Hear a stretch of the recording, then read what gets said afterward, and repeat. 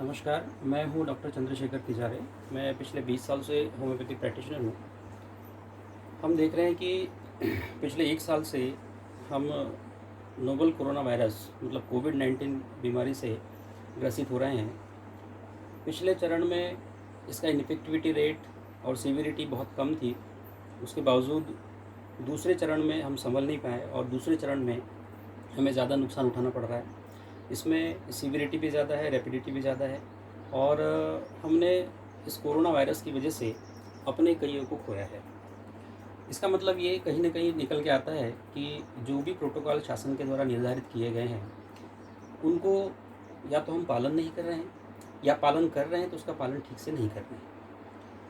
हम समझते हैं आइए कि ये बीमारी कैसे एक आदमी से दूसरे आदमी में फैलती है, जिसको अपन कहते हैं रूट ऑफ मेडिकल लैंग्वेज में इसको हम कहते हैं route of transmission. Novel corona virus जिसे नाम दिया गया है कोविड-19,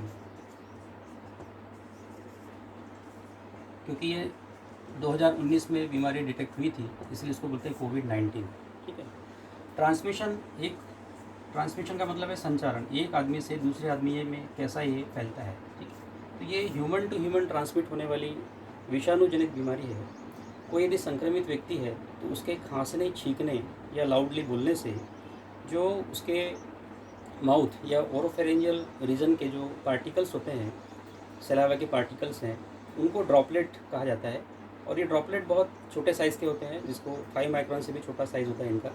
ये जब वातावरण में आते हैं, उसके कांटेक्ट में जब कोई नॉर्मल पर्सन आता है और वो उसके नेज़ल पैसेज के थ्रू, नाक के मार्ग से थ्रोट में, गले में जाकर लंग्स तक इसका इन्फेक्शन या वायरस जो है वो पहुँचता है। अब इसकी बात करें कि किसी भी चीज़ में अगर देखा जाए तो बीमारी हम होने ही न दें, that is called prevention is better than cure. तो हमें इसमें बीमारी हो न, इसके लिए क्या करना होगा, रोकथाम के उपाय, प्रिवेंशन, ये बहुत अच्छी तरीके से करना होगा। और इस बीमारी के प्रिवेंशन के लिए ये है, हमको कड़ी तोड़ना है कि कोई इन्फेक्टेड पर्सन जो है, जो भी एक संक्रमित व्यक्ति है, वो किसी और दूसरे नॉर्मल व्यक्ति को संक्रमण न दे। इसके लिए जैसे हम अभी तक सुनते आ रहे हैं, एक तो है सोशल डिस्टेंसिंग, सामाजिक दूरी। सोशल डिस्टेंस, सामाजिक दूरी, इसका मतलब है कि जो संक्रमित व्यक्ति है उसको एक बार आइडेंटिफाई हो जाए तो उसको हम आइसोलेट कर दें, ताकि वो दूसरे नॉर्मल पर्सन को बीमारी न दे।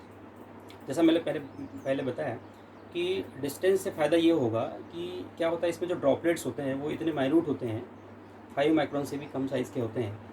ये उस संक्रमित व्यक्ति के आसपास रहते हैं। नॉर्मल पर्सन कांटेक्ट में आए तो उसके कांटेक्ट में आने से नॉर्मल पर्सन भी उससे इन्फेक्ट हो सकता है। अब पहले ये कहा जाता था कि ये इन्फेक्शन केवल ड्रॉपलेट इन्फेक्शन है, लेकिन अब ICMR और WHO ये मान रहा है कि it is not only droplet, बल्कि ये क्या है, एरोसोल इन्फेक्शन है।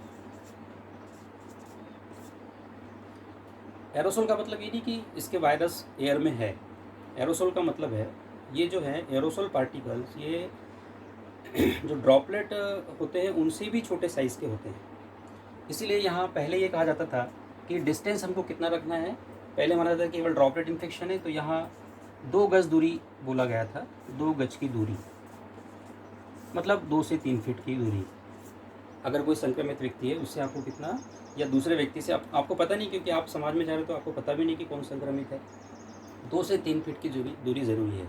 लेकिन अब चूंकि ये कह रहे हैं कि एरोसोल इन्फेक्शन भी हो सकता है, ये इस ड्रॉपलेट से भी छोटे साइज़ के होते हैं और ये 3 से 4 दिन तक उस वातावरण में रहते हैं। कोई संक्रमित व्यक्ति है, उसके कांटेक्ट में जो भी चीज़ है, तो सरफेस पे 3 से 4 दिन तक एरोसोल रह सकते हैं और नॉर्मल पर्सन उससे इन्फेक्ट हो सकता है।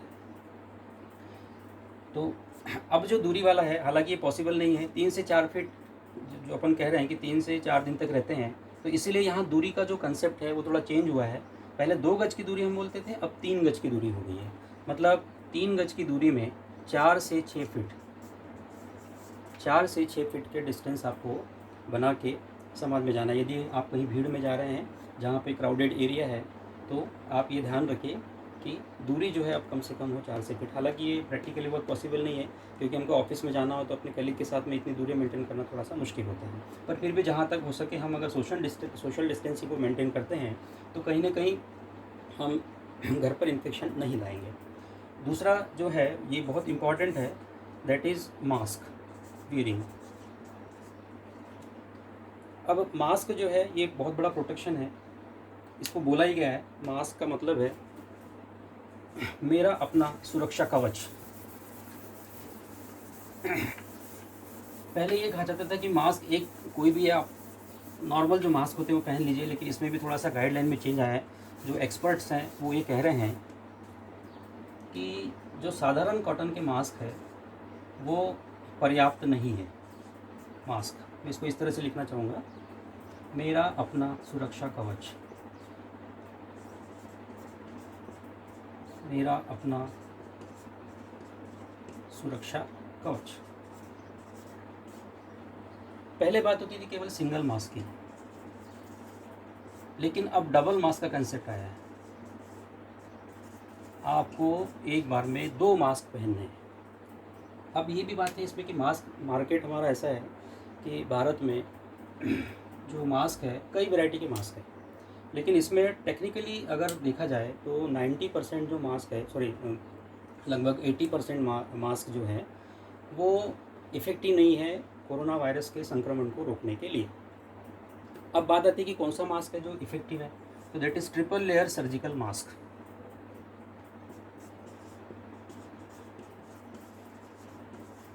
ट्रिपल लेयर सर्जिकल मास्क ये ऐसा मास्क है जिसको हम 6 to 7 आवर्स तक वियर करके रह सकते हैं, पहन सकते हैं, और ये लगभग 85% से लेकर के 95% तक हमको कोरोना वायरस से प्रोटेक्शन देता है। लेकिन ये पॉसिबल नहीं है कि सभी लोग ये ट्रिपल मास्क जो सर्जिकल मास्क है उसको करें, लेकिन हमको करना पड़ेगा अगर इन्फेक्शन से बचना है तो। दूसरा जो है सेकंड तरीके का जो मास्क है, ये था ट्रिपल लेयर मास्क। सेकंड जो मास्क है वो है N95 मास्क। ये N95 मास्क जो है ये हालांकि जो हेल्थ केयर सेक्टर्स के लोग हैं उनके लिए होता है, क्योंकि नॉर्मल पर्सनस के लिए, दूसरों के लिए ये N95 मास्क को उसका जो कॉस्ट होती है वो बेयर नहीं हो पाती है, ठीक है ना। तो जनरल पब्लिक के लिए मैं सजेस्ट करूँगा कि हो सके तो ट्रिपल लेयर मास्क ही यूज़ करें, और जो हेल्थ केयर सेक्टर्स के लोग हैं वो N95 मास्क यूज़ करें। अब यहाँ पे भी ये है कि सिंगल मास्क यूज़ नहीं करना। अगर आप हेल्थ केयर सेक्टर के नहीं है लेकिन फिर भी भीड़ भाड़ में जा रहे हैं तो आप पहले एक ट्रिपल लेयर मास्क पहने, और ट्रिपल लेयर मास्क के ऊपर दूसरा कोई एक मास्क, डबल मास्क पहनना है, क्योंकि सिंगल मास्क में पहनने में ये थोड़ा सा प्रॉब्लम आता है। जैसे ये देखिए मेरे पास, मैं आपको बता रहा हूँ, ये मेरे पास ट्रिपल लेयर मास्क है।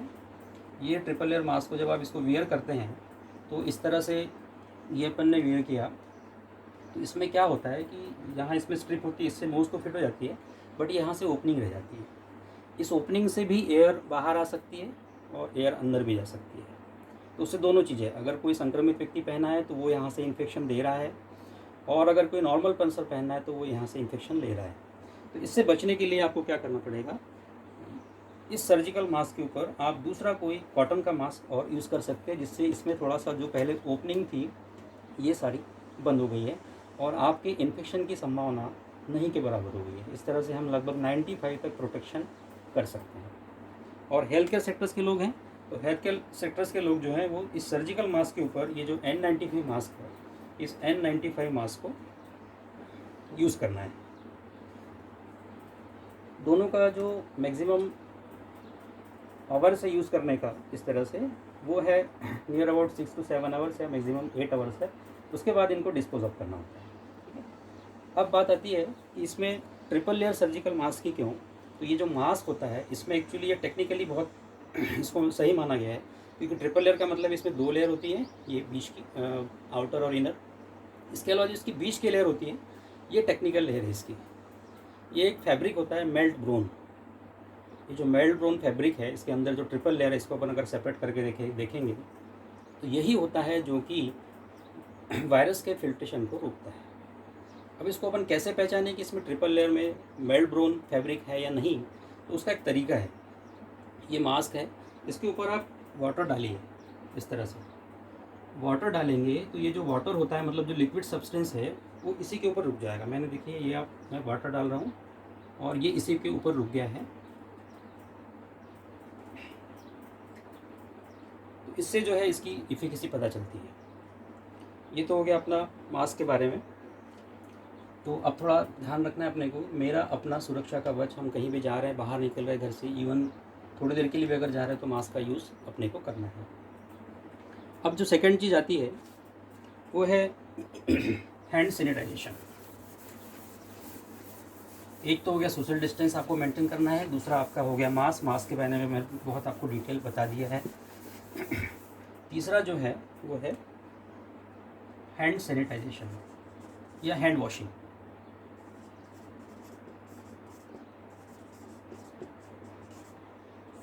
ये भी बहुत इम्पॉर्टेंट है। हम कहीं भी बाहर जा रहे हैं, वहाँ से अगर आ रहे हैं तो संक्रमण अपने साथ हाथों में लेकर ना आए। उसके लिए बहुत ज़रूरी है कि हम प्रॉपर तरीके से अपने हैंड को सैनिटाइज़ किए करें। बाहर अगर हैं हम, तो अगर सोप और लिक्विड अगर पानी आपके पास उपलब्ध है तो बेटर ये होगा कि आप हैंड वॉश करें। और अगर वो नहीं है तो आप सैनिटाइज़र को यूज़ करके, जो कि इफिकेसी जिसकी अच्छी होती है, अल्कोहल वाला जो प्रिस्क्राइब्ड है गाइडलाइन के अनुसार, उसको आपको यूज़ करके हैंड को सैनिटाइज़ करना है। अब मैं थोड़ा सा आपको हैंड वॉश के बारे में बताना चाहूँगा। हम बहुत सारे लोग जब से कोरोना आया तब से हैंड वॉश कर रहे हैं, लेकिन मैंने कई टेक्निकल लोगों को भी देखा है कि हैंड वॉश प्रॉपर तरीके से वो करते नहीं है और जाने अनजाने में वो इन्फेक्शन कहीं से ले आते हैं। हैंड वॉश के लिए थोड़ा सा जो हमारी मेडिकल के हिसाब से जो गाइडलाइन है, उसके लिए 6 स्टेप बताई गई है और 20 सेकंड तक आपको ये प्रोसीजर करना है। सबसे पहले इसका जो एक फार्मूला है वो उससे हम याद रखना चाहेंगे, दैट इज़ सुमन के। सुमन के, यहाँ एस का मतलब है, एस का मतलब सीधा।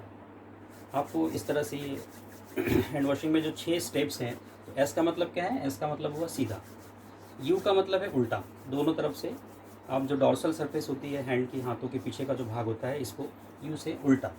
इसके अलावा फिर मुट्ठी, आपको इस तरह से आपकी मुट्ठी भी साफ़ करनी है, 3 सेकंड तक इसको रब करते रहना है। इसके अलावा फिर अंगूठा, ए से क्या है? अंगूठा, इस तरह से अंगूठे को आपको साफ़ करना है। इसके अलावा फिर नेल्स को इस तरह से क्लीन करेंगे। ये आपका 3 सेकंड का लगभग प्रोसीजर हो जाएगा। और उसके बाद फिर आपको कलाई को ऐसे वॉश करना है। तो ये आपकी टोटल 6 स्टेप्स हैं। अगर इस तरह से आप हैंड वॉश को अपने रूटीन में लाएंगे तो जहाँ तक मैं समझता हूँ कि हम कोरोना वायरस को कहीं ना कहीं अपने आप को संक्रमित होने से बचा पाएंगे। ये तो हो गया जो हमको सावधानी रखनी है। अब इसके बाद आता है कि इसके अलावा और क्या चीज़ें, ये तो हम पिछले 1 साल से सुन ही रहे हैं, लेकिन एक और रोकथाम के उपाय में जो इम्पोर्टेंट चीज़ है वो है वैक्सीन। और मेरा एक बताने का पर्पज़ आज का यही है कि जो भी तरीका इससे बचने का हो, हम वो बिल्कुल पूरी तरीके से अपनाएं, ताकि हम अपने आप को और समाज को, अपने परिवार को इन्फेक्शन से बचा सकें। अब जो वैक्सीन है, वैक्सीन ये कोई हमारे लिए नया वर्ड नहीं है। बहुत सारी बीमारियों के वैक्सीन जन्म होने के तुरंत बाद से लगना चालू होते हैं, बच्चे 5 साल तक होने तक। उसके बाद भी वैक्सीन 5 साल के बाद भी, चाहे हेपेटाइटिस बी के वैक्सीन हो, रेबीज़ के वैक्सीन हो, ठीक है। तो मुझे लगता है कि ये वैक्सीन कोई नई चीज़ नहीं। लेकिन अब बात आती है कि ये कोरोना का वैक्सीन हम कैसे लें, कहाँ से लें और क्या उसका हमको बेनिफिट है। थोड़ा जनरल में वैक्सीन के बारे में बता दूँ। जैसे कि अब पहले से सुनते आ रहे हैं कि हम टीबी की बीमारी के लिए वैक्सीन लेते हैं, हेपेटाइटिस की लेते हैं, छोटे बच्चों को लेकर 1 दिन से लेकर के और 5 साल होने तक अपन डिफरेंट टाइप के वैक्सीन इम्यूनाइजेशन उनका करते हैं या वैक्सीन लगाते हैं। तो तब हम ये कभी नहीं कहते हैं कि वैक्सीन जो है वो, जैसे मुझे लग रहा है कि थोड़ा सा अभी समाज में ये भ्रांतियाँ हैं कि वैक्सीन जो है उससे भी कई लोगों को पोस्ट वैक्सीन इफ़ेक्ट्स हो रहे हैं। और कई लोग, जो आम जनता है, वो वैक्सीन लेने से कतरा रही है या वैक्सीन लेना से घबरा रही है, या उनके मन में कहीं ना कहीं डर बना हुआ है। तो मेरा ये बताने का उद्देश्य यहाँ पर ये है कि कोई भी वैक्सीन डर भगाने के लिए होता है कि आप संक्रमित न हो। और जैसे आप छोटे बच्चों का इम्यूनाइजेशन या टीकाकरण रूटीन के हिसाब से करते हैं, उसी तरीके से इस नोबल कोरोना महामारी से बचने के लिए भी आप वैक्सीन लगाएं। थोड़ा सा वैक्सीन के बारे में मैं आपको बता दूं। विभिन्न टाइप के वैक्सीन होते हैं। जैसे एक तो होते हैं डेड वैक्सीन,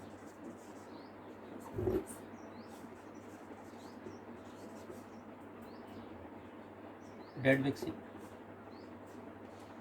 दूसरे लाइव वैक्सीन।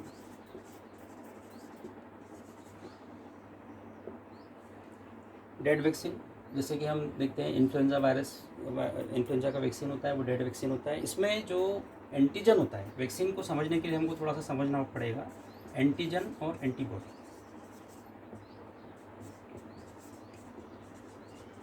एंटीजन और एंटीबॉडी। एंटीजन को ये क्या है कोई भी ऐसा सब्सटेंस जो कि वातावरण में है प्रेजेंट, और वो हमारे शरीर में आके हमारी प्रतिरक्षा तंत्र, जिसको अपन कहते हैं इम्यून सिस्टम,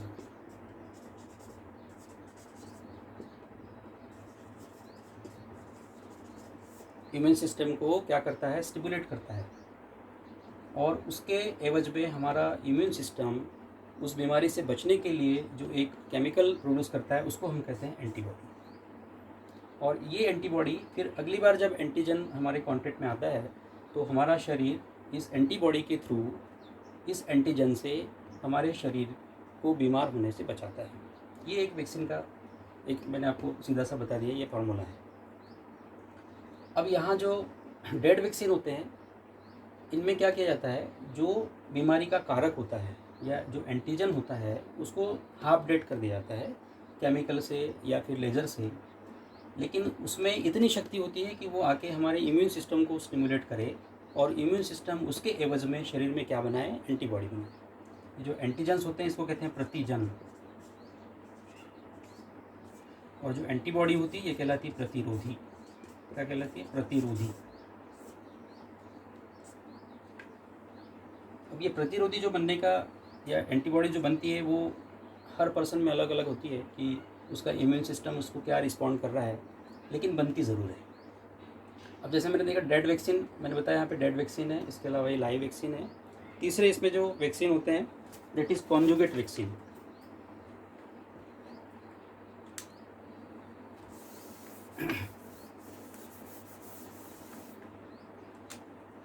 तीसरे वैक्सीन कौन सा है, कॉन्जुगेट वैक्सीन। और चौथी वैरायटी जो है टॉक्साइड वैक्सीन।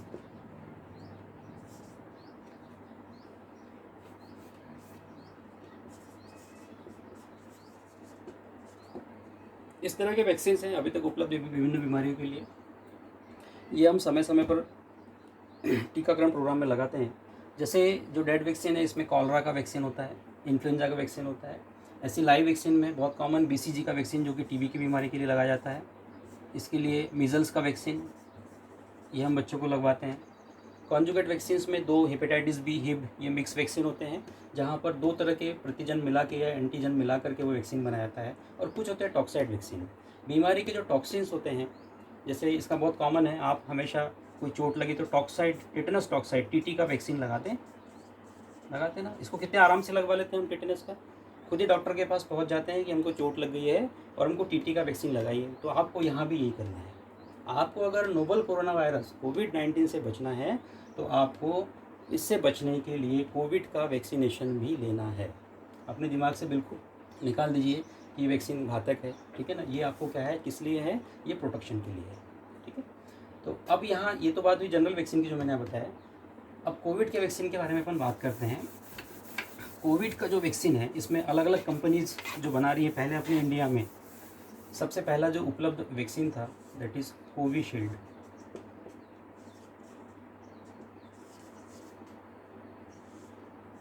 कोविशील्ड ये serum institute of India Pune के द्वारा बनवाया जा रहा है।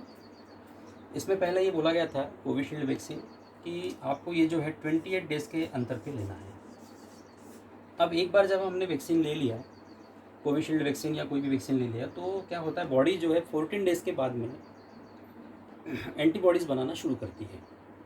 और इसका जो एंटीबॉडीज़ बनाने का जो पीक होता है 14 डेज़ पे स्टार्ट होगा और 28 डेज़ पे इसका पीक होता है। और इसके बाद ये एंटीबॉडीज़ कई दिनों तक हमारे शरीर में बनी रहती है। पहले गाइडलाइन ये थी ICMR की और WHO की कि कोविशील्ड वैक्सीन को एक फर्स्ट डोज लेने के बाद में जो उसमें डिफरेंस है वो 28 डेज़ का होना चाहिए, उसके बाद सेकेंड डोज लेना है। लेकिन अभी थोड़ा गाइडलाइन चेंज हुई, उसके बाद फिर 45 डेज़ वाली गाइडलाइन आई और अब ये कह रहे हैं कि 3 to 4 मंथ। डिफरेंस कितना हो फर्स्ट डोज में और सेकेंड डोज में? 3 to 4 मंथ का डिफरेंस, ये इसको बोल दीजिए 84 डेज़ के पहले। अब उन्होंने पोर्टल में एंट्री की है कि 84 डेज़ के पहले आप सेकेंड डोज नहीं लगवा पाएंगे। तो इसमें ऐसा नहीं है कि हम अगर किसी कारण से वैक्सीन का सेकेंड डोज लेने में या बूस्टर डोज, जिसे हम बूस्टर डोज भी कहते हैं, बूस्टर डोज लेने में अगर लेट हुए हैं तो हमारा पहला डोज व्यर्थ हो गया, ऐसा बिल्कुल भी नहीं है। ये जो एंटीबॉडीज़ बनी है ये कई दिनों तक बनी रहती है, 3 महीने 6 महीने तक भी हो सकती है और हो सकता है कि लाइफ लॉन्ग भी हो। अभी हालांकि उसकी ऐसी कोई स्टडीज़ नहीं हुई है, इसलिए मैं भी आपको ठीक से बता नहीं पाऊँगा। ये सब जो मैंने अभी तक सोशल मीडिया और अपने डॉक्टरों से सीखा है वही मैं आपसे शेयर कर रहा हूँ, ठीक है। तो आपके एक तो ये हो गया कोविशील्ड, ठीक है, और दूसरा जो एक इसका वैक्सीन है वो है कोवैक्सीन। कोवैक्सीन ये भी अभी अपने उपलब्ध हो गया है, कई लोगों को अपने सेंटर्स में लग भी रहा है। और इसका जो डोज़ है, इसको भी फर्स्ट डोज लगने के बाद में, ये भारत बायोटेक का वैक्सीन है, फर्स्ट डोज के बाद सेकेंड डोज इसका 45 डेज़ के बाद में बताया गया है, आफ्टर 45 डेज लगना है, ठीक। तीसरा एक और वैक्सीन जो सुनने में आ रहा है कि अभी बहुत जल्दी आने वाला है, आ चुका है, दैट इज़ रूस से आ रहा है वो, दैट इज़ स्पुतनिक वैक्सीन। और इसमें जो है ये 21 डेज़ के अंतराल पे फर्स्ट सेकेंड, और इसमें शायद सुनने में आ रहा है कि इसमें थर्ड डोज भी होगा। तो 21 डेज, एवरी 21 डेज़ पे फर्स्ट डोज, सेकेंड डोज और थर्ड डोज लगेगा।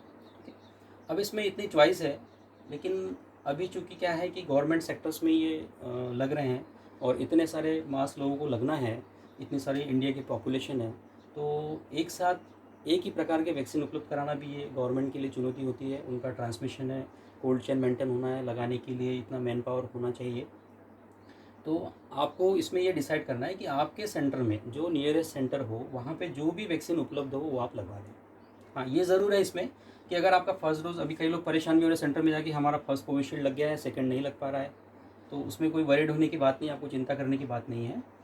आप अपने आसपास के सेंटर पे जो भी उपलब्ध वैक्सीन है उसको आप लगवा सकते हैं। इसके बाद हम बात करेंगे एक और थोड़ा सा भी, इसमें एक स्टडी चल रही है, एक कोरोना वायरस के वैक्सीन के बारे में, एक गेम चेंजर का रूप लेकर आ रहा है, वो है नेज़ल वैक्सीन। नेज़ल वैक्सीन में क्या होगा कि उसका ट्रायल चल रहा है, हैदराबाद की कंपनी जो है एक भारत बायोटेक, वहाँ पे ट्रायल चल रहा है। तो जनवरी से ट्रायल शुरू हो गया है और ये बड़ी गेम चेंजर इसमें साबित हो सकती है, क्योंकि अभी हमको क्या लग रहा है कि ये जो वैक्सीन है ये इंट्रामस्कुलर, मतलब मांसपेशी में दिया जाता है, डेल्टॉइड मसल में दिया जाता है, इसके लिए हमको लगाने के लिए टेक्निकल स्टाफ की ज़रूरत होती है। बट ये जो नेज़ल वैक्सीन है, नेज़ल वैक्सीन ये बहुत इजी हो जाएगा, चाहे वो बच्चों के लिए या जिनको भी इंजेक्शन फोबिया है, जो इंजेक्शन लगाने से डरते हैं, उनके लिए भी एक बड़ा वरदान साबित होगा। और सबसे बड़ी बात है कि इस नेज़ल वैक्सीन को देने, ये स्प्रे के फॉर्म में होगा। नेज़ल वैक्सीन कैसा होगा? स्प्रे के फॉर्म में। तो इसे देने के लिए हमें बहुत टेक्निकल स्टाफ की भी ज़रूरत नहीं पड़ेगी, क्योंकि ये सारे वैक्सीन जो पहले के हैं ये इंट्रामस्कुलर है। यहाँ जो इंजेक्शन लगाने वाले उनको ट्रेनिंग देना होता है और ट्रेनिंग के बाद ही वो इंजेक्टेबल इंजेक्शन दे पाते हैं, बट यहाँ उसकी ज़रूरत नहीं होगी।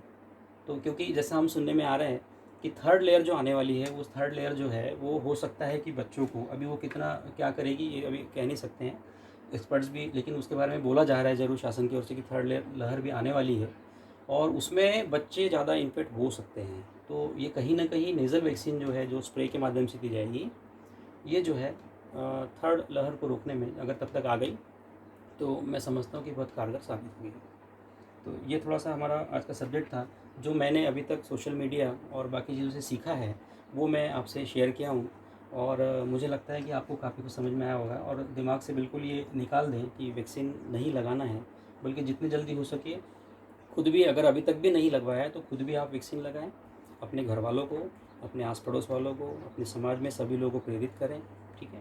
और सही टाइम पर वैक्सीन लेकर के अपनी इम्यूनिटी मजबूत करें। और बाकी जो मास्किंग है, सोशल डिस्टेंस है, ये सारी चीज़ें आप करके और कोरोना वायरस से बच सकते हैं। मैंने जो सीखा है वैसे भी है कि what you have learn that transmit to others, जो आपने सीखा है वो दूसरों को आपको बताना है। और ये तो मैं बोल रहा हूँ, लेकिन अब दूसरा है कि अगर आप, if you get infected with the corona virus, please don't transmit to others. चलिए, धन्यवाद।